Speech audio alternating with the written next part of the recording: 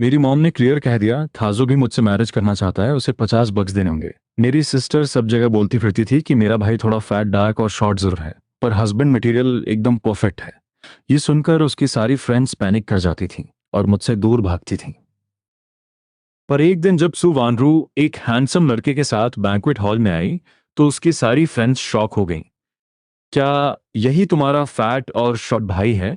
असल में सु वानरू एक फेमस ब्रोकॉन थी। उसे डर था कि उसकी फ्रेंड्स मुझे टारगेट करेंगी, इसलिए उसने सबको फेक स्टोरी सुनाई कि मैं अगली और स्टिंजी हूँ। इसी वजह से एडल्ट होने के बाद भी मेरी कोई गर्लफ्रेंड नहीं बन पाई। फॉस्टर पेरेंट्स हमेशा गुस्सा होते थे, तुम्हें आखिर कैसी वाइफ चाहिए? मेरा जवाब था जो मुझे उससे ज्यादा लव करे। और उस वक्त मैं बस उसके गले लगकर अपना फेस छुपा लेता था, इसलिए उसने मेरा ब्लशिंग फेस कभी नहीं देखा। उसे नहीं पता था कि वही मेरा सीक्रेट क्रश है। मेरी फीलिंग्स को सोसाइटी एक्सेप्ट नहीं करती, इसलिए मैंने इस सीक्रेट को हमेशा हाइड करके रखा। पर जिस रात ये सच बाहर आया, मेरी सबसे स्पेशल औरत ने मुझे पहली बार स्लैप किया। उसने चिल्लाकर कहा तुम्हें शर्म नहीं आती, और अगले ही दिन उसने मेरे बेस्ट फ्रेंड के साथ अपनी मैरिज अनाउंस कर दी। मेरी और जिंगनियन की वेडिंग में जरूर आना। यह सुनकर मेरे आंसू पूरी तरह ड्राई हो गए थे। और ठीक उसी मोमेंट मिसिंग पर्सन्स एजेंसी का कॉल आया। उन्होंने मेरे रियल पेरेंट्स को ढूंढ लिया था। यही वो पॉइंट था जब मैंने हमेशा के लिए लीव करने का प्लान बनाया। मैंने फॉरेन में अपने रियल पेरेंट्स को कॉल किया, मम डैड मैं आपके साथ फॉरेन शिफ्ट होने के लिए रेडी हूँ। यह सुनकर फोन के उस पार वे एक्साइटमेंट में रोने लगे। ये बहुत बड़ी गुड न्यूज़ है शोयू। अगर उस साल वो अर्थक्वेक ना आया होता तो हमारी फैमिली कभी अलग नहीं होती। हम अभी तुम्हें पिक करने आ रहे हैं। मेरे दिल में एक अजीब सा पेन उठा। मैंने एक डीप ब्रेथ लेकर अपने इमोशंस कंट्रोल किए। मुझे सिर्फ हाफ अ मंथ का टाइम दीजिए। मुझे यहाँ कुछ पेंडिंग टास्क्स क्लियर करने हैं, उसके बाद मैं डायरेक्टली वहां जाऊंगा। हाँ बिल्कुल, हम ही थोड़े इमोशनल हो गए थे। आखिर सू फैमिली ने तुम्हें इतने साल रेज किया है। हमने सुना है तुम्हारी सिस्टर ने तुम्हें चाइल्डहुड से बहुत स्पॉइल किया है। तुम्हें उन्हें प्रॉपरली गुड बाय कहना चाहिए। सू वानरू का नाम सुनते ही मेरा हार्ट बीट स्किप हो गया। मैं सिर्फ 6 साल का था जब उस अर्थक्वेक ने मुझे मेरे पेरेंट्स से अलग कर दिया था। फिर रेस्क्यू टीम ने मुझे सू फैमिली के ऑर्फनेज सिस्टम में डाल दिया। सू फैमिली एक टॉप क्लास रिच फैमिली थी और फॉस्टर पेरेंट्स हमेशा बिजनेस में बिजी रहते थे। उन्होंने मुझे अडॉप्ट जरूर किया, पर उनकी केयर ना के बराबर थी। सच कहूं तो मुझे सू फैमिली ने नहीं, सू वैनरू ने रिस्क किया था। जब मैं 7 इयर्स का था और थंडर से डरता था तो वो मुझे हक करके ललाबाई गाती थी। 10 साल की एज में जब मुझे अपने क्लासमेट के स्नैक्स और टॉयज चाहिए थे तो उसने पूरा स्टोर ही खाली कर दिया था। उसने मुझे एक स्पॉइल्ड प्रिंस की तरह ट्रीट किया। जब मैं 14 का था और फीवर से फेंट हो गया तो वही थी जो पैनिक करती हुई मेरे लिए हॉट वाटर और मेडिसिन लाई थी। मेरी हर विश वो फर्स्ट प्रायोरिटी पर पूरी करती थी। लोग उसे ब्रोकॉन बोलकर टीज करते थे, पर किसी को नहीं पता था कि उन लोनली नाइट्स में मुझे सू वानरू से कब लव हो गया।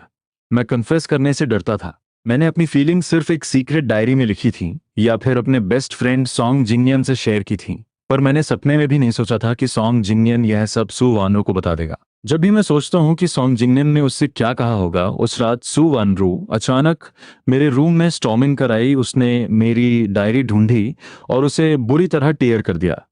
उसने फटी हुई डायरी मेरे फेस पर फेंक दी। इससे पहले कि मैं कुछ एक्सप्लेन कर पाता, वो गुस्से में डोर स्लैम करके चली गई। उसके बाद से उसने मुझे कंप्लीटली इग्नोर करना शुरू कर दिया। अगर हम कभी आमने सामने आते भी तो उसकी आंखों में मेरे सिर्फ एक कोल्डनेस होती थी, जैसे मैं कोई स्ट्रेंजर हूँ।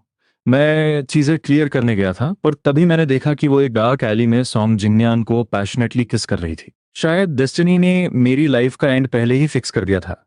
ये तय था कि मेरा और सू वानरू का कोई फ्यूचर नहीं है। सू फैमिली के साथ बिताए मेरे साल बस एक फेक इल्यूजन थे। अब टाइम आ गया था कि मैं अपनी ओरिजिनल लाइफ ट्रैक पर वापस लौट जाऊं। इसलिए मैंने एक फाइनल डिसीजन लिया, अपने रियल होम वापस जाने का और हमेशा के लिए सू वानरू से अपना सालों का लव खत्म करने का। उस दिन मैं जल्दी हॉल में गया। अपने फॉस्टर पेरेंट्स को वार्मली ब्रेकफास्ट के लिए इनवाइट करते देख मैंने एक ओबीडियंट स्माइल दी और उनके पास बैठ गया। मैंने उन्हें अपने रियल पेरेंट्स के मिलने और फॉरेन शिफ्ट होने का पूरा प्लान बता दिया।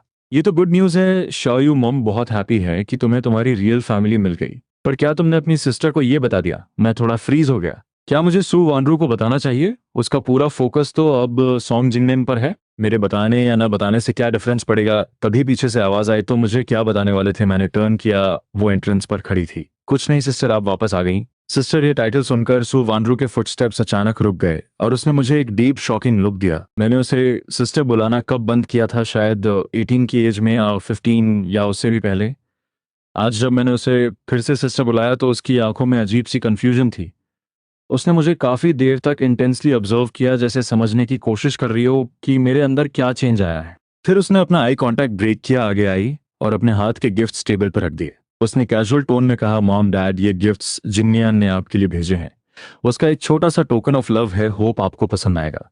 फॉस्टर पेरेंट्स एक्साइट हो गए, जरूर, जिन्नियान के गिफ्ट्स हमेशा टॉप क्लास होते हैं। तुमने उसे थैंक यू बोला ना, वांडरो नेक्स्ट टाइम जब तुम उसके घर जाओ तो कैबिनेट से वो एक्सपेंसिव ब्लैक टी लेती जाना, और अगर वीकेंड पर फ्री हो तो उसकी फैमिली को डिनर पर इनवाइट कर लो। ये क्लियरली उनकी मैरिज डिस्कस करने का प्लान था और मैं चुपचाप अपनी जगह बैठा था। मैं बस साइलेंटली उन्हें देख रहा था और एक डीप लोनलीनेस मेरे अंदर भरने लगी। मैंने अपने नेल्स पाम्स में प्रेस किए और फिर स्लोली रिलीज कर दिए। उस एक मोमेंट ने मुझे रियलाइज करवाया कि मैं इस फैमिली में सिर्फ एक आउटसाइडर हूं। पर अब मुझे इन चीजों की टेंशन लेने की जरूरत नहीं थी। ये सोचकर मैं कामली अपनी सीट से उठा और अपने रूम की तरफ चला गया। मेरे फुटस्टेप सुनकर सू वैनरो ने पीछे मुड़कर देखा, पर उसे सिर्फ मेरा बैग दिखा जो डोर के पीछे वैनिश हो गया। क्या ये मेरा इल्यूजन है? उसने आने के बाद से अब तक सिर्फ एक लाइन बोली है। ये उसका नॉर्मल बिहेवियर नहीं है। उस आफ्टरनून मैं अपने डॉक्यूमेंट्स लेकर पुलिस स्टेशन गया ताकि मैं अपना फैमिली रजिस्टर ट्रांसफर कर सकूं। जैसे ही मैं स्टेयर से नीचे आया, मैंने देखा सॉन्ग जिंगनियन सू वैनरो के बिल्कुल क्लोज बैठा था। वो स्माइल करते हुए उसे ऑरेंज पील करते देख रहा था। सू वानरू के डेलिकेट फिंगर्स स्मूथ मूवमेंट से उस ऑरेंज को पील कर रहे थे। उसने केयरफुल तरीके से एक एक वाइट थ्रेड हटाया और एक पीस सॉन्ग जिंगनियन के लिप्स के पास रख दिया। सॉन्ग जिंगनियन ब्लश करने लगा। उसने प्यार से सू वानरू को देखा और सॉफ्टली उसके हाथों से ऑरेंज खा लिया। सू वानरू सॉफ्टली लाफ करने लगी। उसे टिश्यू बॉक्स से एक पेपर निकाला और बड़े प्यार से उसके लिप्स क्लीन किए। स्वीट है, सॉन्ग जिन्यान ने नॉड किया। उसने बचा हुआ हाफ ऑरेंज उठाया और सू वानरो के सामने कर दिया। तुम भी ट्राई करो। उनका ये इंटीमेट सीन देखकर मैं क्वाइटली अपनी नजरें हटा ली और मैं डोर की तरफ बढ़ गया। शायू मैंने मुड़कर देखा तो वो मुझे वेव कर रहा था। वानरू का आज ऑफ है, हमने पार्क जाने का प्लान बनाया है। क्या तुम हमारे साथ ज्वाइन करना चाहोगे? मैंने अग्रेसिवली आंसर नहीं दिया, बस पोलाइटली बोला है तुम्हारी डेट है, मेरा इंटरप्ट करना ठीक नहीं रहेगा। अरे हम सब एक फैमिली हैं, इसमें इंटरप्ट कैसा? मैंने अपनी टोन को और फ्लैट रखा, मुझे कुछ अर्जेंट टास्क निपटाने हैं, नेक्स्ट टाइम चलते हैं। मेरा क्लियर रिजेक्शन सुनकर सॉन्ग जिन्यान की फेक स्माइल एकदम स्टिफ हो गई। शायू, क्या तुम अभी भी इस बात पर गुस्सा हो कि मैंने तुम्हारी सिस्टर को स्टील कर लिया है? क्या इसीलिए तुम्हारे साथ हैंग आउट नहीं करना चाहते? तभी सू वॉनरो बोल पड़ी, मेरा लव तो शुरू से ही सिर्फ तुम्हारे लिए था, तो इसमें स्टील करने वाली कोई बात ही नहीं है। ये सुनकर सॉन्ग जिंगनियन के कान लाल हो गए। सू वानरो स्मूथली उसके गले लग गई और बोली, अगर वो नहीं आना चाहता तो उसे फोर्स मत करो, उसे अपने हाल पर छोड़ो। हाँ, मुझे मेरे हाल पर छोड़ दो। आखिर अब हमारी लाइफ के पाथ्स हमेशा के लिए अलग जो होने वाले थे। मैंने पोलाइटली उन दोनों को गुड बाय कहा और बाहर निकल गया। पुलिस स्टेशन में अपना स्टेटस ट्रांसफर कंप्लीट करने के बाद मैं सीधा अपने रेसिंग क्लब पहुंचा। ऑफिस की वॉल पर हमारे जीते हुए सारे अवार्ड्स और रेसिंग टूर्नामेंट की फोटोज टंगी थीं। इन सबको देखकर मेरी आंखों में एक हैवी इमोशन आ गया। मैंने कभी नहीं सोचा था कि यह फेयरवेल इतनी जल्दी आएगा। देखिए, मेरे मास्टर ने अंदर आकर प्यार से मेरे शोल्डर पर हाथ रखा। पिछले 10 साल से मुझे ट्रेन करने वाले अपने मास्टर को देखकर जो सैडनेस मैंने कंट्रोल की थी, वो फिर से मेरे अंदर स्टॉर्म बनकर उठने लगी। मैंने अपनी मुट्ठी टाइटन की और एक डीप ब्रेथ ली। मास्टर, मैं अब हमेशा के लिए फॉरेन शिफ्ट हो रहा हूँ। मेरी रियल फैमिली ने मुझे ढूंढ लिया है और मैं उनके साथ सेटल होने जा रहा हूँ। मास्टर स्माइल करके बोले, है तो ग्रेट न्यूज़ है, पर क्या तुम फॉरेन जाकर भी अपनी कार रेसिंग कंटिन्यू रखोगे? रेसिंग मेरा आखिरी ड्रीम है, मैं उसे ऐसे ही क्विट नहीं कर सकता। मैं डेफिनेटली अपना पैशन कंटिन्यू रखूंगा। तो क्या तुम अभी निकल रहे हो? कंट्री का सबसे बड़ा रेसिंग टूर्नामेंट बस शुरू होने ही वाला है। इस बार तुम्हारे पास चैंपियन बनने का गोल्डन चांस है। मैंने अपने पेरेंट्स से डिस्कस कर लिया है। पहले मैं यहाँ अपने बाकी इश्यूज क्लियर करूंगा। मेरे पास अभी हाफ अ मंथ का टाइम बचा है, तब तक ये रेसिंग इवेंट भी इजीली फिनिश हो जाएगा। ये सुनकर मास्टर को काफी रिलीफ फील हुआ और उन्होंने फिर से मेरा शोल्डर पैट किया। मैंने मास्टर के साथ काफी देर तक टाइम स्पेंड किया और फिर लेट नाइट अपना बैग उठाकर घर की तरफ निकल पड़ा। पर जैसे ही मैंने घर का डोर पुश किया, मैंने देखा सॉन्ग जिन्यान अभी भी वही बैठा था। थोड़ा ध्यान से सुनने पर समझ आया कि वे सब वेडिंग डिटेल्स प्लान कर रहे थे। यहाँ इतने सारे सूट्स और वेडिंग गाउन्स हैं कि मैं टोटली कंफ्यूज हो गया हूँ। मैं चाहता हूँ कि शाओयू सेलेक्ट करने में मेरी हेल्प करे। आखिर हम इतने साल से बेस्ट ब्रदर्स हैं, उसे मेरी चॉइसेस काफी अच्छे से पता है। जिस एग्जैक्ट मोमेंट उसने ये बोला, मैंने घर के अंदर कदम रखा। शाओयू, तुम्हारे ब्रदर इन लॉ इस सब को लेकर काफी स्ट्रेस में है। क्यों ना इन आने वाले कुछ दिनों में तुम उनकी वेडिंग शॉपिंग में उन्हें असिस्ट करो। मैंने क्लियरली देखा कि सॉन्ग जिन्निन की आंखों की वो इनोसेंट स्माइल मुझे देखते ही एक टीजिंग स्मर्क में बदल गई। मैंने आराम से सोचा और डायरेक्ट रिजेक्ट कर दिया। सॉरी, मैं बिल्कुल फ्री नहीं हूँ, क्लब में मुझे काम है। मेरे पास अब सिर्फ हाफ अ मंथ का टाइम बचा है और यहाँ से लीव करने से पहले मुझे अपने सारे टास्क कंप्लीट करने हैं। मैं सॉन्ग जिनियन के साथ शॉपिंग पर आने का टाइम अफोर्ड नहीं कर सकता। जैसे ही मेरे शब्द खत्म हुए, पूरे हॉल की वाइब एकदम डार्क और हैवी हो गई। तुम्हारा सबसे बेस्ट फ्रेंड शादी कर रहा है, क्या तुम अपना काम थोड़े दिन होल्ड पर नहीं रख सकते? बस डिस्कशन ओवर, यही प्लान फाइनल है। कल मैं खुद जाकर तुम्हारे लिए लीव अप्लाई करूंगी। अब ये डिसाइड हो चुका है, अगर वो एक एल्डर अथॉरिटी का पावर यूज करके मेरी छुट्टी मंजूर करवाएगी तो आखिर मेरे पास मना करने की क्या राइट बची थी? मेरे चेहरे पर एक बिटर स्माइल आई और मैंने चुप रहना ही ठीक समझा। उसके बाद वाले कुछ दिनों तक मुझे फोर्स होकर अपने सारे काम छोड़ने पड़े और अपना पूरा फोकस सॉन्ग जिन्यान की वेडिंग शॉपिंग में वेस्ट करना पड़ा। मुझे लगा था कि किसी नॉर्मल मॉल में जाकर हम एक ड्रेस सेलेक्ट कर लेंगे, पर उसने मुझे साउथ सिटी से नॉर्थ सिटी तक पूरे दिन चक्कर कटवाए। बड़ी सी वेडिंग ड्रेस से लेकर छोटे से वाइन ग्लास तक हर चीज पर वो मेरा डिसीजन चाहता था। हर बार जब मैं सजेस्ट करता कि उसे यह सब सू वानरू से पूछना चाहिए तो वो इंटेंशनली कंप्लेन करता, तुम्हारी सिस्टर से क्यों पूछना, वो तो बहुत बिजी पर्सन है। मुझे ब्लाइंडली मनी ट्रांसफर करने के अलावा उसे कुछ नहीं आता। सिर्फ तुम ही मेरा माइंड समझते हो। लास्ट टाइम जब मैंने उसे वेडिंग रिंग सेलेक्ट करने का बोला था ना, उसने तो सीधा पूरा का पूरा रिंग कैबिनेट ही मेरे घर भेज दिया, बोली जो पसंद आए उठा लो। वो कंप्लेन तो कर रहा था पर उसकी आंखों में क्लियरली एक शो ऑफ वाला एटीट्यूड था। मैं उसकी बातें बिल्कुल साइलेंस के साथ सुनता रहा और उसे वो जेलस रिएक्शन नहीं दिया जो वो चाहता था। सॉन्ग जिन्यन आगे कुछ बोलने ही वाला था कि तभी उसकी नजर डोर पे खड़ी औरत पे पड़ी। वानरू, तुम यहाँ अचानक कैसे? ने अपना सिर उठाकर देखा, वो भाग कर गया और सीधा सू वानरू की बाहों में डाइव कर गया। क्या तुमने नहीं कहा था कि तुम सिटी के बाहर माउंटेन टेम्पल में ब्लेसिंग्स लेने जाने वाली हो? मैंने तुम्हें पिक करने के लिए स्पेसिफिकली हाफ डे की लीव ली है। शाओयू इन दिनों मेरे साथ काफी टायर हो गया है, तो क्यों ना हम उसे भी अपने साथ ले चलें? सू वानरू ने एक बार भी मेरी तरफ आंख उठाकर नहीं देखा। उसने बस हमारे शॉपिंग बैग्स उठाए और डोर से बाहर निकल गई। फिर टेम्पल की गूंजती हुई दूर की आवाजों के साथ थिक फॉग धीरे धीरे क्लियर हुआ और उस माउंटेन टेम्पल का एक क्लियर और ड्रामेटिक व्यू हम सबके सामने आ गया। मैं बस साइलेंटली अपना सिर नीचे किए स्टोन पाथ पर अपने कदम गिनता हुआ एक एक स्टेप आगे बढ़ रहा था। ये सब क्या है? एक अचानक आई आवाज ने मेरे थॉट्स को ब्रेक कर दिया। मैंने सिर उठाया तो देखा सॉन्ग जिनयन एक बोधि ट्री के पास रुका हुआ था और उस पर टंगे उन विशिंग चार्म्स को बहुत ध्यान से देख रहा था। विश करती हूँ कि शाओयू हमेशा हैप्पी रहे। विश करती हूँ कि शाओयू लाइफ में सेफ रहे और उसे कोई बीमारी ना हो। वो जिससे भी मिले उसके साथ बस अच्छा हो। मेरा प्यारा बॉय शाओयू दिन रात हमेशा प्रोटेक्ट रहे। बिलीवर सू वानरू। उन विशेस को पढ़ते ही मेरे सीने में एक शार्प पेन हुआ और मेरा दिल जोर से काम गया। मेरी सारी पुरानी मेमोरीज फिर से फ्लैश होने लगीं। उस टेरेबल अर्थक्वेक की वजह से मेरी हेल्थ हमेशा खराब रहती थी। हर तीसरे पांचवें दिन मैं बीमार पड़ जाता था। मुझे रिकवर करने के लिए सू वैनरू हर सिंगल वीक इस टेम्पल में आती थी और मेरे लिए एक विशिंग चार्म हैंग करती थी ताकि मैं कंप्लीटली सेफ रहूं। मुझे नहीं पता था कि इतने सालों में उसने इस ट्री पर इतने सारे चार्म्स हैंग कर दिए हैं।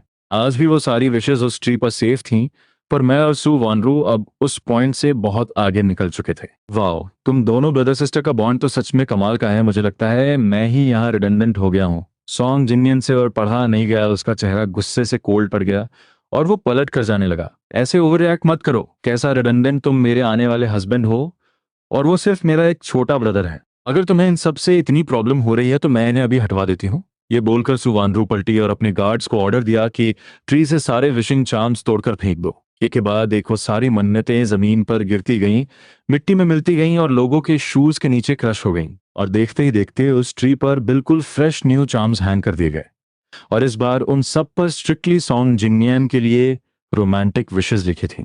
सॉन्ग जिन्यान की फेक स्माइल फिर से लौट आई। उसने मेरी तरफ देखते हुए एक इवल और प्राउड स्मर्क पास किया। तुमने मेरी वजह से उसके चार्म्स निकाल दिए, क्या शाओयू को इस बात पे गुस्सा नहीं आएगा? सुवानरू ने कोल्डली रिप्लाई किया। एक हस्बैंड का स्टेटस एक सिंपल ब्रदर से कहीं ज्यादा इंपॉर्टेंट होता है। उसके इस रिप्लाई ने सॉन्ग जिनियन का ईगो पूरी तरह सेटिस्फाई कर दिया। वापस सिटी लौटते टाइम वो पूरे रास्ते सू वानरू से क्लिंग करता रहा। मैं बैक सीट पर चुपचाप आंखें बंद करके रेस्ट करने लगा, पर तभी कार की स्पीड डेंजरसली बढ़ी। मैंने आंखें खोली, मैं उस पूछने ही वाला था कि एग्जैक्टली क्या हुआ। तभी मेरे कानों में एक बहुत हैवी ब्लास्ट की आवाज आई। कार कंट्रोल से बाहर हो गई। उसने गार्ड रेल्स तोड़ दिए, हवा में कई बार रोल हुई और सीधे एक डीप वैली में जाकर बुरी तरह फंस गई। मेरा सिर कार की सीट पर इतनी जोर से हिट हुआ कि मेरे सामने सब कुछ ब्लैकआउट हो गया। जब मुझे थोड़ा कॉन्शियसनेस वापस आया तो मैंने देखा कि मैं सीट के बीच बुरी तरह क्रश हो चुका हूं। एक तेज शार्प ब्रांच मेरी आर्म को डीप कट करते हुए अंदर घुस गई थी और मेरे ठीक बगल में सॉन्ग जिंगनियन बेहोश पड़ा था। उसे देखकर लग रहा था कि उसे कोई मेजर इंजरी नहीं आई है, वो बस फियर के मारे फेंट हो गया था। ड्राइविंग सीट पर बैठी सू वैनरू का रिफ्लेक्स बहुत फास्ट था। उसने विंडो ब्रेक किया और कार से सेफली क्रॉल करते हुए बाहर निकल गई। वो कुछ कदम लड़खड़ाई और फिर अपने बैलेंस पर खड़ी हो गई। एक पल उसने मेरी सफोकेटिंग पेन और डेथ वाली कंडीशन को देखा और दूसरी तरफ बेहोश पड़े सॉन्ग जिंगनियन को देखा। सिर्फ एक छोटे से हेजिटेशन के बाद उसने सीधा सॉन्ग जिंगनियन को अपनी बैक पर उठा लिया। मैं पहले जिंगनियन को मेडिकल हेल्प के लिए ले जा रही हूँ। मैं जल्दी ही किसी रेस्क्यू टीम को भेज दूंगी। ये बोलने के बाद उसने पलटकर मेरा एक्सप्रेशन तक नहीं देखा। वो उसे कैरी करके इतनी स्पीड से आगे बढ़ गई जैसे उसे डर हो कि सॉन्ग जिंगनियन को एक स्क्रैच तक ना आ जाए। जिस मोमेंट मैंने अपने दिल से उसे हमेशा के लिए अबैंडन कर दिया था, मैंने खुद से प्रॉमिस किया था कि मैं अब उसके लिए एक आंसू भी वेस्ट नहीं करूंगा। अब मेरा फ्यूचर और मेरी लाइफ सिर्फ और सिर्फ मेरी ही थी। और आज जब इस डेथ वैली में कार मेरे ऊपर क्रश हो चुकी थी, मेरा माइंड मुझे उस पुराने डार्क अर्थक्वेक में खींच कर ले गया। उस दिन भी मैं ऐसे ही पूरी तरह रुइंस के नीचे बरीड था। उस डेड डार्कनेस में मेरे सिवा और कोई नहीं था और लगातार 3 दिन और 3 रात तक मेरी बॉडी उन्हीं मिट्टी के नीचे क्रश्ड थी। सू फैमिली में अडॉप्ट होने के बाद भी जब रात को मुझे उस पास्ट के नाइटमेयर्स आते और मैं फियर से फ्रीज होकर रोता था, उस वक्त सू वैनरू भागते हुए मेरे रूम में आती थी। वो मुझे टाइट हक करके कहती थी, मत डरो मेरे गुड बॉय, तुम्हारी सिस्टर यहाँ है ना। मैं प्रॉमिस करती हूँ अब मैं तुम्हें थोड़ी सी भी हर्ट नहीं होने दूंगी। पर आज वही औरत मुझे मरने के लिए छोड़कर मेरी आंखों के सामने से एस्केप कर रही थी। मैं हेल्पलेसली उसे स्लोली मुझसे और ज्यादा दूर जाते हुए देखता रहा जब तक वो मेरे एक्सट्रीम विजन से बिल्कुल डिसअपियर नहीं हो गई।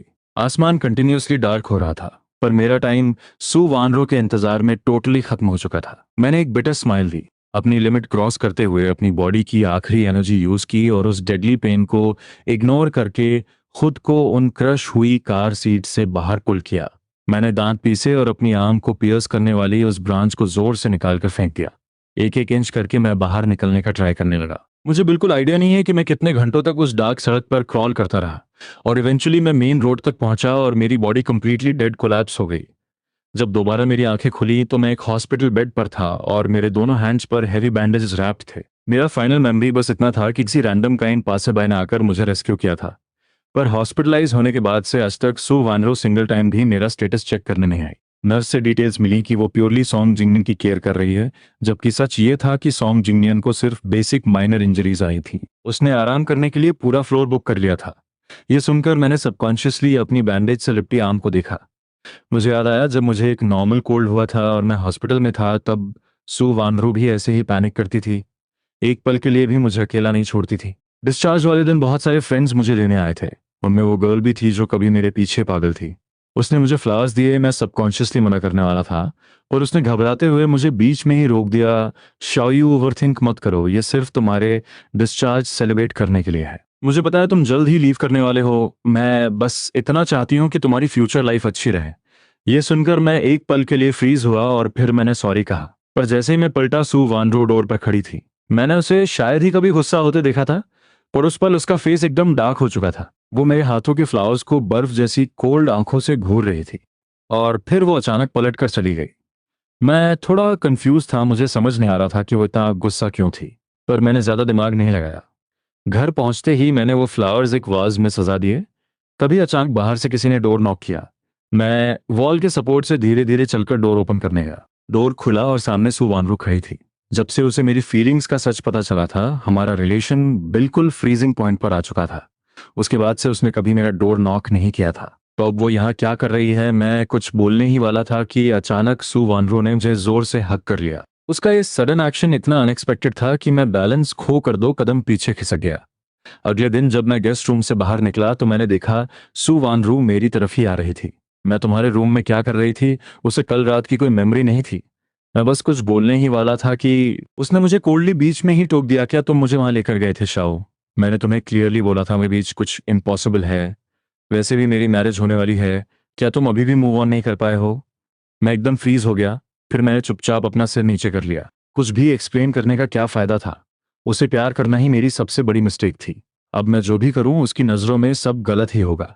मेरी रेड आईज और मेरा साइलेंस देखकर सू वानरो की ब्रीदिंग थोड़ी हैवी हो गई। वो मेरे करीब आने ही वाली थी कि तभी बाहर से एक बहुत जेंटल सी मेल वॉइस गूंजी। वानरो, वो बाहर से अंदर आया। वो बस स्माइल करते हुए उसे हग करने ही वाला था कि अचानक उसकी स्माइल गायब हो गई। तुम्हारे लिप्स पर ये कट कैसे लगा? कुछ नहीं। शायद ये कैसे हुआ? कुछ नहीं। शायद किसी मस्कीटो ने काट लिया होगा। उसने सबकॉन्शियसली अपने लिप्स को टच किया और फिर एक डीप लुक के साथ मुझे घूरा। उसके बाद से मैं सू वानरू से कभी अकेले नहीं मिला। वो सॉन्ग जिंगन्यान के साथ बिजी हो गई थी और मुझे अपनी प्रैक्टिस पर फोकस करना था। एक दिन जब मैं रेसिंग ट्रैक पर अपनी कार में ट्रेनिंग के लिए बैठने ही वाला था, तभी मास्टर अचानक सू वानरू और सॉन्ग जिंगन्यान को लेकर वहां आ गए। ध्यान से सुनो सब लोग, मैं इंट्रोड्यूस करना चाहता हूँ मिस सू की। स्पेशल रिकमेंडेशन पर आए हमारे नए रेसर सॉन्ग जिंगन्यान को तालियों से वेलकम करो। सब लोग क्लैप कर रहे थे। तभी मास्टर ने मेरी तरफ देखा और बोले, शायू फ्यूचर में तुम्हें जिंगन्यान को गाइड करना होगा। इंट्रोडक्शन के बाद मास्टर बहुत रिस्पेक्ट के साथ सू वानरू और सॉन्ग जिंगन्यान को ऑफिशियल पेपर वर्क के लिए अंदर ले गए। जैसे ही डोर क्लोज हुआ, सब लोग गॉसिप करने गए। मैंने सुना है सॉन्ग जिंगन्यान पहले भी हमारे क्लब में आना चाहता था, पर उसकी स्किल्स बकवास थीं, इसलिए रिजेक्ट हो गया था। सच में मिस सू का पावर अलग ही है। उनकी सिर्फ एक लाइन से इस बंदे को डायरेक्ट एंट्री मिल गई, और एक हम हैं जो इतने टफ टेस्ट क्लियर करके यहाँ पहुंचे हैं। हमारा क्या ही कंपैरिजन है भाई। सब लोग जेलसी में बातें कर रहे थे और मैं एक पल के लिए सुनना हो गया। सू वानरू को मुझसे बेहतर कोई नहीं जानता। वो हमेशा रूल्स फॉलो करने वाली स्ट्रिक्ट लड़की थी। उसके पास कितनी भी पावर हो, उसने कभी अपना स्पेशल प्रिविलेज यूज नहीं किया। पर आज सॉन्ग जिन्यान के लिए उसने पहली बार अपने रूल्स तोड़ दिए। लगता है वो सच में उससे बहुत प्यार करती है, इसलिए उसने सॉन्ग जिन्यान के लिए पहली बार अपनी लिमिट क्रॉस की। उस दिन से सॉन्ग जिन्यान हमारे क्लब का मेंबर बन गया और मैं उसका सीनियर। मास्टर के ऑर्डर्स मानते हुए मैं पूरी ईमानदारी से उसे ट्रेन करता था। पर सॉन्ग जिन्यान को रूल्स मानना बिल्कुल पसंद नहीं था। वो प्रैक्टिस को बिल्कुल लाइटली लेता था और हर दिन ट्रेनिंग से भागने के नए नए एक्सक्यूज ढूंढता था।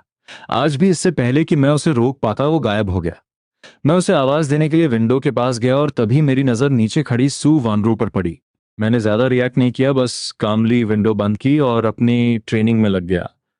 रात को जब मैं घर पहुंचा तो सू वानरू गेट पर मेरा ही वेट कर रही थी। उसका फेस एकदम डार्क और सीरियस लग रहा था। मैं बस उसके पास जाकर पूछने ही वाला था कि क्या हुआ, तभी वो कोल्डली चिल्लाई, शयू क्या तुम जिन्नेन को टारगेट करना बंद नहीं कर सकते? अगर तुम उसे पसंद नहीं करते तो उसे सीधे बोल दो। उसे ऐसे परेशान क्यों कर रहे हो? मैं पहले से ही बहुत टायर्ड था और उसकी ये बात सुनकर मेरे अंदर दर्द, मायूसी और बेबसी का एक स्टॉर्म सा उठ गया। मुझे गैस करने की जरूरत नहीं थी, मुझे पता था सॉन्ग जिंगन्यान ने उसके सामने जरूर कोई फेक स्टोरी बनाकर सिंपैथी ली होगी। मैंने खुद को एक्सप्लेन करने का ट्राई नहीं किया, बस उसे इग्नोर करके सीधा अपने रूम में चला गया। उस दिन के बाद से मैंने सॉन्ग जिंगन्यान पे सख्ती करना छोड़ दिया और इसका फायदा उठाकर वो और ज्यादा ओवर कॉन्फिडेंट हो गया। वो रोज क्लब आता, सिर्फ अटेंडेंस लगाता और तुरंत वापस चला जाता। बाकी मेंबर्स इस इनजस्टिस पर भड़क रहे थे और उससे लड़ने जा रहे थे, पर मैंने उन्हें रोक दिया। मैंने धीरे से अपना सिर हिलाया। सॉन्ग जिन्यान की लाइफ है, अगर वो फाइनल टेस्ट क्लियर नहीं कर पाया तो उसे वैसे भी बाहर निकाल दिया जाएगा। वो अपनी लाइफ का खुद रिस्पॉन्सिबल है। और सच कहूं तो मेरे पास भी अब उसे ट्रेन करने का टाइम नहीं था। मुझे लगा था कि ये मैटर यहीं खत्म हो गया, पर मैंने सपने में भी नहीं सोचा था कि सू वानरो अचानक मेरे पास आएगी और मुझसे कहेगी कि मैं अपनी चैंपियनशिप की सीट सॉन्ग जिंगनेम को दे दूं। मुझे तो एक पल के लिए समझ ही नहीं आया कि उसने क्या बोला, पर जब उसने दोबारा मुझसे वही सवाल पूछा तो मैंने अपना सिर उठाया और अपनी कोल्ड और एंग्री आंखों से उसे घूरा। तुम मुझसे कह रही हो कि मैं अपनी सीट उसे दे दूं? मैं अपने इमोशंस को कंट्रोल करने की पूरी कोशिश कर रहा था, पर मेरी आवाज कांप रही थी। वो तुम्हारा ब्रदर इन लॉ है शाओयू, और वैसे भी ये सिर्फ एक रेस की सीट ही तो है। क्या ये इतनी इंपॉर्टेंट है सू वानरू? तुम बहुत अच्छे से जानती हो कि कार रेसिंग मेरे लिए क्या मायने रखती है। मेरी बात सुनकर सू वानरू का दिल जैसे किसी ने मुट्ठी में कस लिया हो। शायद उसे वो पुराने दिन याद आ गए जब मैं कार रेसिंग के लिए पागलों की तरह खून पसीना बहाता था। उसकी मुट्ठियां कस गईं, पर उसने एक वर्ड भी नहीं बोला और चुपचाप वहां से चली गई। जब से सू वानरू के सिर्फ एक वर्ड पर सॉन्ग जिंगनियन ने हमारे क्लब में एंट्री ली थी, तब से पूरा क्लब दो ग्रुप्स में डिवाइड हो चुका था। एक ग्रुप मेरे साथ था जो अपने गोल्स के लिए हार्ड वर्क कर रहा था, और दूसरा ग्रुप सॉन्ग जिन्यान के पीछे चलता था। वो सारा दिन ट्रेनिंग से बचते थे और बस सॉन्ग जिन्यान को मक्खन लगाने में लगे रहते थे, ताकि वो सू वानरू से बोलकर उन्हें एक्स्ट्रा बेनिफिट्स दिला सके। आज तक दोनों ग्रुप्स का कभी आमना सामना नहीं हुआ था, पर आज ट्रेनिंग खत्म होने के बाद शाओयू मुझे एक टेक्निक समझ नहीं आ रही। क्या तुम मुझे टीच कर सकते हो? मैंने सबकॉन्शियसली फ्राउन किया। मैं बस जवाब देने ही वाला था कि सॉन्ग जिन्नियन के पीछे खड़े उसके चमचे ने मुझे जोर से धक्का मारा। ये कैसा एटीट्यूड है तेरा? हमारा जिन्नियन तुझसे तमीज से हेल्प मांग रहा है। तुम्हारा क्या मतलब है बे? मैं तो पूछना चाहता हूँ कि सॉन्ग जिंगन का क्या मतलब है? जब ट्रेनिंग चल रही थी तब तो बहुत टाइम था इसके पास, तब ये कुछ पूछने नहीं आया। और अब सब खत्म होने के बाद इसे टेक्निक याद आ रही है। क्या ये डेलिबरेटली ड्रामा कर रहा है? मैं कोई फाइट नहीं चाहता था, इसलिए मैंने अपने फ्रेंड को पीछे खींच लिया। पर सामने वाले ग्रुप को लगा कि हम डर गए हैं और वो और ज्यादा घटिया बातें करने लगे। क्या हुआ? डर गए? कान खोलकर सुन लो। हमारा जिंगनियन फ्यूचर का चीफ रेसर है शाओयू, उसे टीच करना तुम्हारे लिए एक ऑनर की बात है। तुम तो बस एक अनाथ हो। अगर तुमने हमारे जिंगनियन का मूड खराब किया ना तो वो तुम्हें धक्के मारकर यहाँ से निकाल देगा।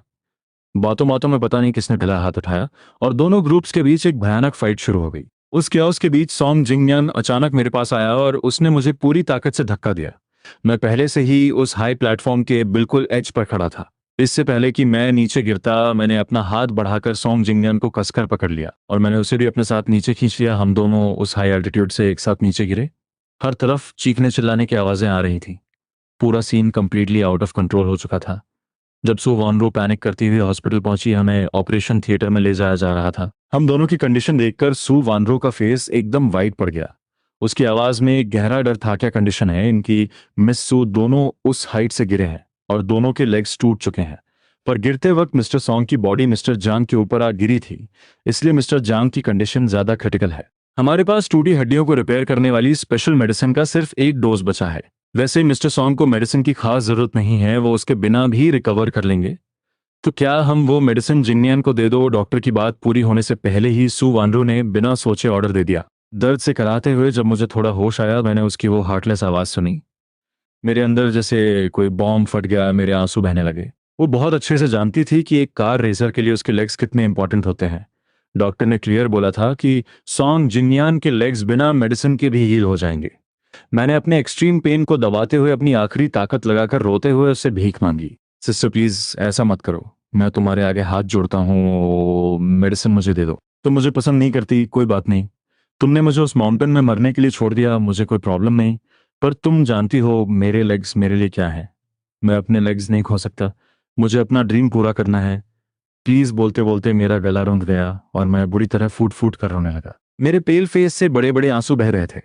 मुझे इस तरह बुरी तरह टूट कर रोता देख, मैं जो बचपन में कितनी भी बड़ी चोट लगने पर कभी नहीं रोता था, मुझे इस तरह दर्द से तड़पते हुए देखकर सू वानरो की मुट्ठी अपने आप कस गई। वो कुछ बोलने ही वाली थी कि तभी मेरे बगल में बेहोश पड़े सॉन्ग जिन्यान को दर्द से होश आ गया। गिरने की वजह से उसके लेग्स में जो पेन हो रहा था उसे फील करके वो भी डर से जोर जोर से रोने लगा। वांडू, मेरे लेग्स में बहुत पेन हो रहा है, प्लीज मुझे बचा लो। ये सुनते ही सु वांडू ने झटके से मेरा हाथ झटक दिया और भागकर सॉन्ग जिंगनियान का हाथ पकड़ लिया। रिलैक्स बेबी, मैं अभी डॉक्टर को बोलकर वो स्पेशल मेडिसिन तुम्हें दिलवाती हूँ। इतना बोलकर उसने बिना एक सेकंड वेस्ट किए डॉक्टर को ऑर्डर दिया कि वो मेडिसिन सॉन्ग जिंगनियान को इंजेक्ट कर दे।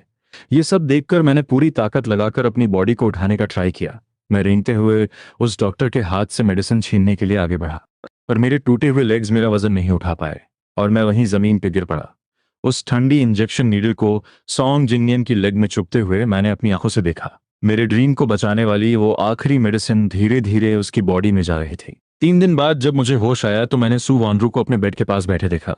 उसका फेस बहुत एग्जॉस्टेड लग रहा था और उसकी आंखें रेड थीं। मुझे होश में देखकर उसने कांपते हुए हाथों से मुझे सपोर्ट देने की कोशिश की, पर मैंने अपना फेस टर्न कर लिया। सू वानरू का हाथ हवा में ही फ्रीज हो गया। कुछ देर बाद उसने अपना हाथ पीछे खींचा और भारी आवाज में बोली, तुम नॉर्मल चल फिर पाओगे, बस फ्यूचर में कभी कार रेस नहीं कर सकते। वैसे भी मैं लाइफ टाइम तुम्हारी केयर करूंगी। पर जिन्यान मेरा फियांस है, मैं उसे उस कंडीशन में नहीं छोड़ सकती थी। उस वक्त मुझे बहुत कुछ फील होना चाहिए था। मुझे गुस्सा आना चाहिए था, रोना चाहिए था, दर्द से चीखना चाहिए था, पर मेरे दिल में सारे इमोशंस जैसे खत्म हो चुके थे और सिर्फ एक गहरी पावरलेसनेस बची थी। प्लीज यहां से चले जाओ। रूम में एक भयानक साइलेंस छा गया। फाइनली सू वानरू उठी। अपना ख्याल रखना बोलकर वो क्वाइटली बाहर चली गई। जैसे ही डोर बंद हुआ, मैंने अपने टूटे हुए लेग्स को देखा और मैं फूट फूट कर रोने लगा। मेरा कार रेसिंग का सपना हमेशा के लिए मिट्टी में मिल चुका था। जब से डॉक्टर ने मुझे बताया कि मैं लाइफ में कभी रेस नहीं कर सकता, मैं एक जिंदा लाश बन गया था। मैं न रोता था न हंसता था, बस सारा दिन चेयर पर बैठकर विंडो के बाहर घूरता रहता था। और फिर चैंपियनशिप का वो दिन आ गया। मैं सू फैमिली की परवाह किए बिना रेसिंग ट्रैक पर पहुंच गया। मैं सबसे लास्ट रो में जाकर बैठ गया। मेरी नजरें ट्रैक पर टिकी थीं। मैं देख रहा था कि कैसे सॉन्ग जिंगनिन मेरी जगह मेरी सीट लेकर उस ट्रैक पर खड़ा था। वो तालियां और फ्लावर्स जो मेरे लिए थे आज वो उसे मिल रहे थे। रेस खत्म होने के बाद सू वॉनरो फ्लावर्स लेकर उसके पास गई। बाकी लोग भी उसे कॉन्ग्रेचुलेट करने के लिए भीड़ लगा रहे थे। सिर्फ मैं अकेला अपनी जगह पर शांति से बैठा था। मैंने लोगों को आते जाते देखा जब तक सब चले नहीं गए। पता नहीं कितना टाइम बीत गया, फिर मैं उठा और उनके पास गया। मुझे अपनी तरफ आता देख सू वॉनरो सबकॉन्शियसली सॉन्ग जिंगलियन के आगे ढाल बनकर खड़ी हो गई। तुम्हें जो गुस्सा निकालना है मुझ पर निकालो, इसे हर्ट मत करना। मैं गुस्सा नहीं हूं, मैं तो तुम दोनों को एक गिफ्ट देने आया हूं। मेरी बात सुनकर वो सब एकदम शॉक में आ गए। मेरे साथ आओ, बस इतना बोलकर मैं रेसिंग ट्रैक से बाहर निकल गया। जैसे ही वो दोनों बाहर आए, आसमान में एक जोरदार फायरवर्क फटा और चारों तरफ बिखर गया। उसके स्पार्कल्स किसी बारिश की तरह नीचे गिर रहे थे। एक के बाद एक फायरवर्क्स ने पूरे आसमान को ब्राइट कर दिया। सू वांड्रू की आंखों में एक शौक था और तभी मैंने उससे कहा, सू वांड्रू, तुम्हें याद है जब मैंने अपनी पहली कार रेस जीती थी? तुमने मेरे लिए ऐसे ही पूरे आसमान में फायरवर्क्स किए थे। तुमने कहा था कि तुम चाहती हो मेरी फ्यूचर लाइफ हमेशा तारों की तरह ब्राइट रहे। आज मैं तुम्हारे वो फायरवर्क्स तुम्हें वापस कर रहा हूँ। मेरी विश है कि तुम और ब्रदर इन लॉ हमेशा साथ रहो और बुढ़ापे तक एक दूसरे से प्यार करो। ब्रदर इन लॉ वर्ड सुनते ही सू वानरो की आंखें फटी की फटी रह गईं और उसने झटके से मुझे देखा। ये फर्स्ट टाइम था जब मैंने सबके सामने सॉन्ग जिंगनियन को ब्रदर इन लॉ बुलाया था। उसका दिल जैसे धड़कना भूल गया। वो बस कुछ बोलने ही वाली थी कि मैं पलटकर वहां से जा चुका था। वेडिंग से ठीक एक दिन पहले सू फैमिली पागलों की तरह प्रिपरेशन में बिजी थी। आधी रात को भी पूरा हॉल ब्राइट लाइट से चमक रहा था। फॉस्टर मदर सर्वेंट्स को वेडिंग आइटम्स के लिए ऑर्डर्स दे रही थी। सब कुछ डेकोरेट किया जा रहा था। ऊपर मेरे रूम में भी एक लाइट जल रही थी। मैं फ्लोर पर बैठा था और एक एक करके वो सारे गिफ्ट्स एक बड़े से बॉक्स में डाल रहा था जो सू वॉनरू ने मुझे इतने सालों में दिए थे। मैंने हर एक याद को उस बॉक्स में पैक किया और फिर उस भारी बॉक्स को लेकर धीरे धीरे स्टेयर्स से नीचे उतरा। उस सन्नाटे वाली रात में पूरा घर वेडिंग डेकोरेशन से भरा हुआ था। हर एक कोना खामोशी से चिल्ला रहा था कि इस घर में एक नया मास्टर आने वाला है। मैंने उस चमकते हुए घर को इग्नोर किया और बॉक्स उठाकर बाहर की तरफ चलने लगा। तभी गेट पर मेरी टक्कर सॉन्ग फैमिली से वापस आ रही सू वानरो से हुई। तुम इतनी रात को कहाँ जा रहे हो? बस कुछ फालतू चीजें डस्टबिन में फेंकने। मेरा वो कोल्ड और अनबॉदर्ड एटीट्यूड देखकर उसके दिल में एक अजीब सा डर बैठ गया। उस ट्रेजेडी के बाद से मैं पूरी तरह बदल चुका था। मैं अब कभी कार रेस नहीं कर सकता था। उसे लगा था कि मैं चीखूंगा, रोऊंगा, तमाशा करूंगा, पर मैं बिल्कुल शांत था। मेरी वो खामोशी उसे अंदर तक डरा रही थी। मैंने मुड़कर उसे देखा और तभी उसने कहा, जिंगनियान चाह रहा है कि तुम उसकी वेडिंग में उसके बेस्ट मैन बनो। वो अब मेरा ब्रदर इन लॉ है, मेरा ब्रदर नहीं। मेरे जैसे छोटे इंसान को ये सब सूट नहीं करेगा। तुम लोग किसी और को ढूंढ लो। इतना बोलकर मैंने उसे पलट कर नहीं देखा और सीधा बाहर की तरफ चला गया। ऐसा नहीं था कि मुझे वो सूट नहीं करता। सच तो ये था कि जिस दिन उनकी मैरिज होगी मैं हमेशा के लिए ये शहर छोड़ दूंगा। वेडिंग से ठीक एक रात पहले मैं एक बॉक्स लेकर अपने फॉस्टर मॉम डैड के पास गया। डैड मॉम, कल सिस्टर की वेडिंग है और मैं उसे अटेंड नहीं कर पाऊंगा। मेरे रियल पेरेंट्स ने मेरी टिकट बुक कर दी है। मेरी फ्लाइट कल की है, कल मैं यहाँ से चला जाऊंगा। इतनी सडन नहीं है, मुझे बहुत पहले ही चले जाना चाहिए था। इस एनवेलप में वो सारे पैसे हैं जो मैंने इतने सालों में सेव किए हैं। ये एग्जैक्टली वो अमाउंट है जो सू फैमिली ने पिछले 15 सालों में मुझ पर स्पेंड किया है। मैंने स्माइल करते हुए अपना सिर हिलाया और अपनी पॉकेट से एक मोटा एनवेलप निकालकर उन्हें दे दिया। सू डैड और मॉम ने तुरंत सिर हिलाकर मना किया और पैसे मुझे वापस देने लगे, पर मैंने फर्मली उन्हें पीछे पुश कर दिया। प्लीज, आपको ये एक्सेप्ट करना ही होगा। फिर मैं उनके सामने घुटनों के बल बैठ गया और पूरे रिस्पेक्ट और इमोशन के साथ उनके सामने 3 बार अपना सिर झुकाया। डैड मॉम, पिछले 15 सालों में आपने मेरी जो केयर की है उसके लिए थैंक यू। आपका एहसान मैं लाइफ भर नहीं भूलूंगा। अब मैं आपके पास नहीं रहूंगा। मेरी विश है कि आप हमेशा हेल्दी रहें और आपकी लाइफ लंबी हो। जब मैंने सिर उठाया तो मेरी आंखों में आंसू थे और मेरे फोरहेड पर हल्की सी चोट का निशान था। वेडिंग वाले दिन सू वानरू को अपनी वेडिंग अटेंड करने के लिए निकलना था, पर वो अपनी जगह से हिली तक नहीं, बल्कि वो मेरे रूम के डोर के बाहर बेचैनी से चक्कर काट रही थी। उस बंद डोर को देखकर सू वानरू के दिल में एक अजीब सा पेन उठा। उसे स्ट्रांग फीलिंग आ रही थी कि उसे अभी नहीं जाना चाहिए। अगर वो गई तो कुछ बहुत इंपॉर्टेंट खो देगी। सिस्टर, क्या हुआ? मैंने डोर खोला तो देखा सू वानरू मेरे डोर पर ही खड़ी थी। मेरी आंखों की कोल्डनेस देखकर उसका दिल जोर से धड़का। क्या तुम मेरे साथ चलोगे? मैं थोड़ा फ्रीज हुआ। मैं उसके साथ जाकर क्या करूंगा? क्या मुझे उसे और सॉन्ग जिंगनियम को रोमांस करते हुए देखना था? मैंने सबकॉन्शियसली अपनी वॉच देखी। मेरे पास टाइम नहीं है, मुझे कुछ इंपॉर्टेंट काम निपटाने हैं।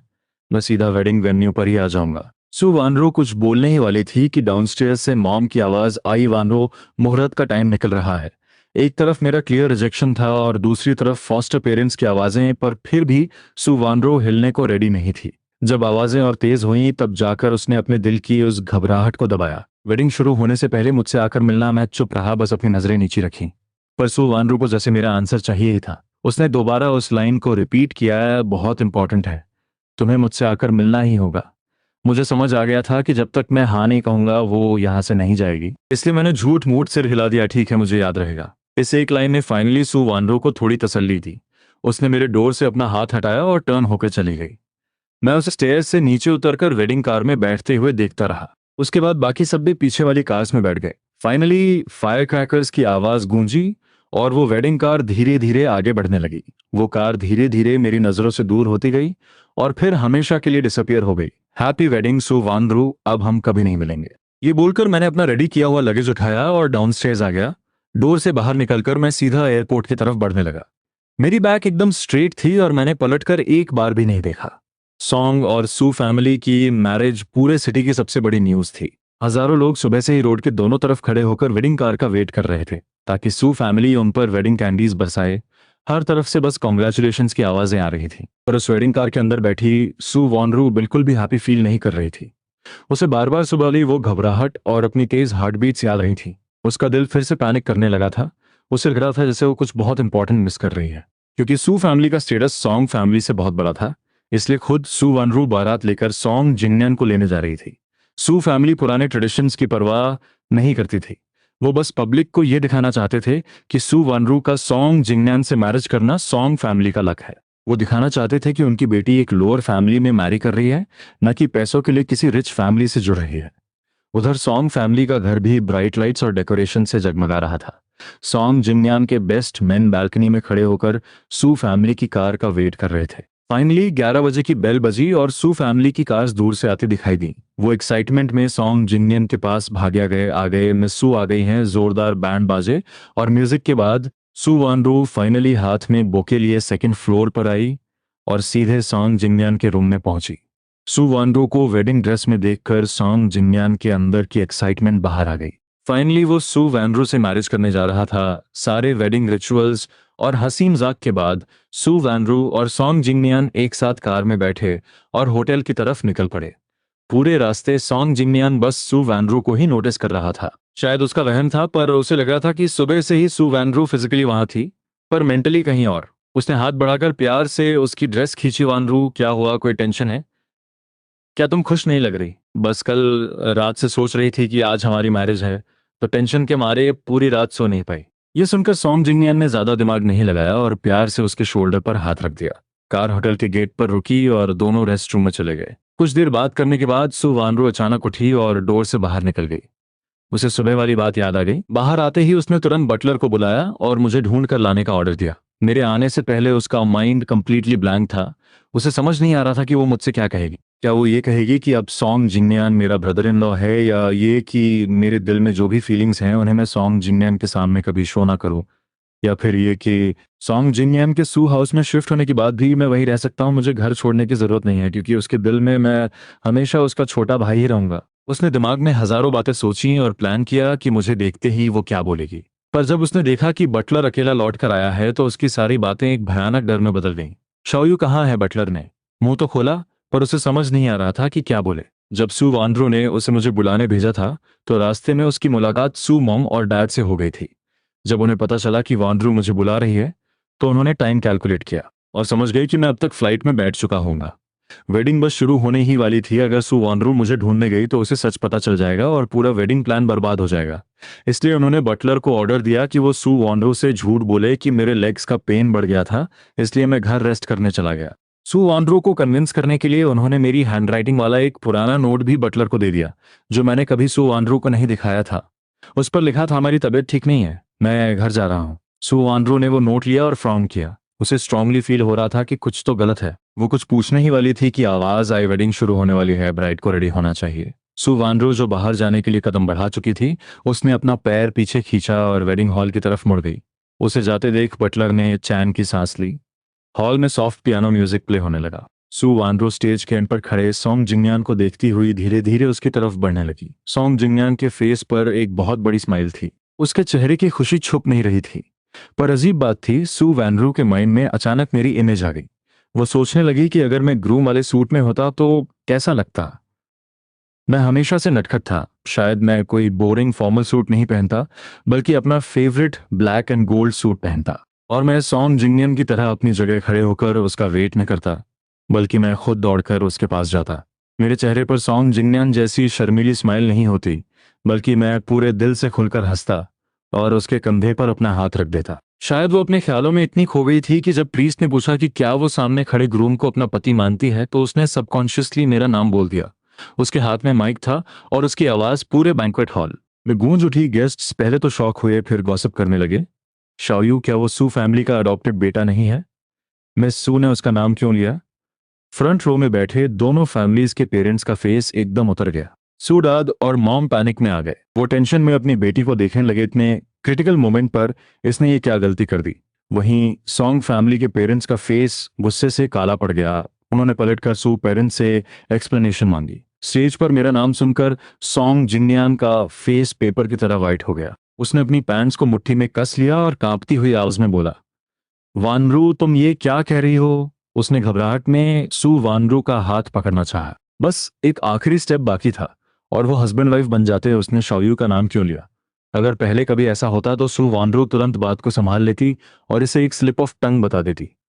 पर आज वो बस स्टेज के नीचे खड़े गेस्ट को घूर रही थी। कुछ नोन फेस थे, कुछ अननोन, पर उसे वो एक इंसान कहीं नहीं दिखा जिसे वो ढूंढ रही थी। और अगले ही पल उसने पीछे से आ रही सारी आवाजों को इग्नोर किया और स्टेज से नीचे उतरकर पागलों की तरह बाहर की तरफ भागने लगी। सैकड़ों लोग उसका नाम चिल्ला रहे थे। किसी की आवाज में गुस्सा था, किसी में दुख और किसी में बेबसी। पर उसने पलट कर नहीं देखा और सीधा वेडिंग हॉल से बाहर निकल गई। सॉन्ग जिंगनियन ने सबकॉन्शियसली उसके पीछे भागना चाहा, पर अचानक उसकी आंखों के आगे अंधेरा छा गया और वो जमीन पर गिर पड़ा। पूरे हॉल में कियास मच गया। सू वानरो ने अपनी कार स्टार्ट की और पूरी स्पीड से एक्सेलरेटर दबाकर सू हाउस की तरफ भागने लगी।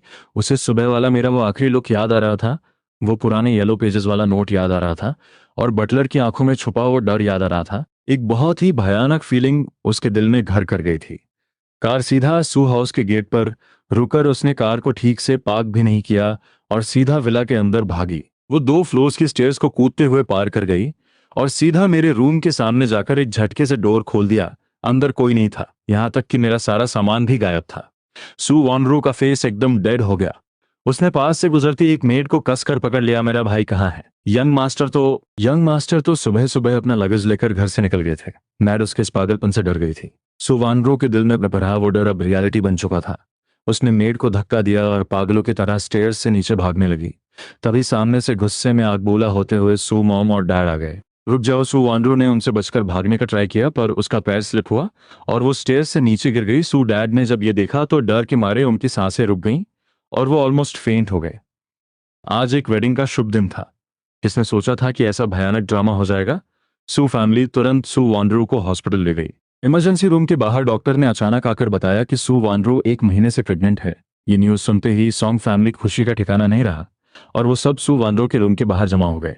उन्हें लगा था कि आज की इस हरकत से ये मैरिज हमेशा के लिए कैंसिल हो जाएगी, पर अचानक बाजी पलट गई। सू वानरू के पेट में सॉन्ग फैमिली का बच्चा था। अब तो वो चाहकर भी कहीं भाग नहीं सकती थी और सबसे ज्यादा खुश तो सॉन्ग जिंगनियन था। उसने सपने में भी नहीं सोचा था कि भगवान उस पर इतना इतना मेहरबान होगा कि ठीक ऐसे नाजुक मोमेंट पर उसे एक बच्चा दे देगा। जब सू वानरू को होश आया तो उसने देखा कि सब उसे ऐसे घेर कर खड़े थे जैसे वो कोई नेशनल ट्रेजर हो। वानरू, अब तुम प्रेग्नेंट हो, तुम ऐसे रिस्क नहीं ले सकती। अब तुम होश में हो तो जिंगनान से माफी मांग लो। तुम्हारी वजह से वेडिंग में जो तमाशा हुआ उससे जिंगनान को बहुत सू वानरू ने किसी की बात नहीं सुनी और मुझे ढूंढने के लिए बेड से उठ गई। पर सू डैड ने उसे भागने का कोई चांस नहीं दिया। उन्होंने गार्ड्स को ऑर्डर दिया कि उसे कंट्रोल करें, पर सू वानरू पागलों की तरह उनसे लड़ रही थी। ये बहुत गुस्से से लाल हो गए। ना समझ लड़की, तुम आखिर चाहती क्या हो?